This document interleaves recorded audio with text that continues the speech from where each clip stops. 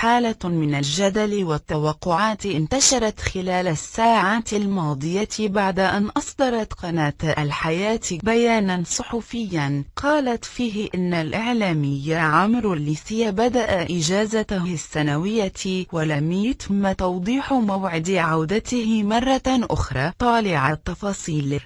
الكثير من الأقاويل والتحليلات والتوقعات خرجت بعد ذلك لتشير إلى أن برنامج عمرو الليثي بوضوح واحد من الناس توقفا، وأن ذلك جاء عقابا له بعد حلقة خريج التوك توك الشهيرة.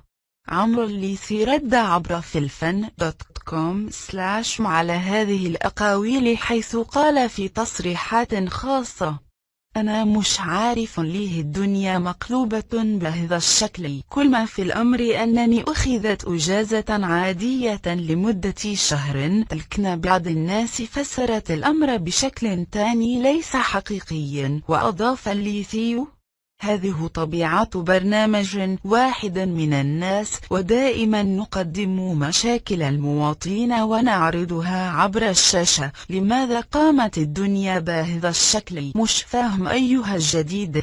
وكان البعض شكك في الفيديو الذي يشتكي فيه المواطن من أحوال البلاد واختفاء السلع الضرورية من الأسواق وغلاء سعرها، حيث قال البعض أن ما قاله المواطن الشهير خريج التوك توك هو سيناريو معد له مسبقا، وليس لقاء عفويا في الشارع المصري كما يصوره البرنامج.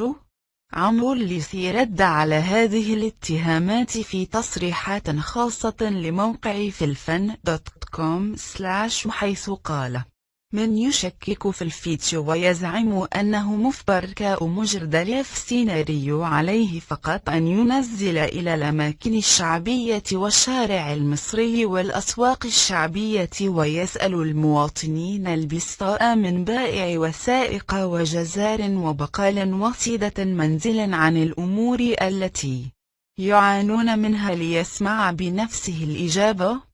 وأضاف الليثي: نقدم فقرة في برنامج واحد من الناس منذ عام 2009 بعنوان لتشتكي من إياه، وهناك الكثير من الشكاوي التي ينقلها البرنامج على لسان المواطنين والتي تعبر عن أحوالهم وظروف معيشتهم الصعبة.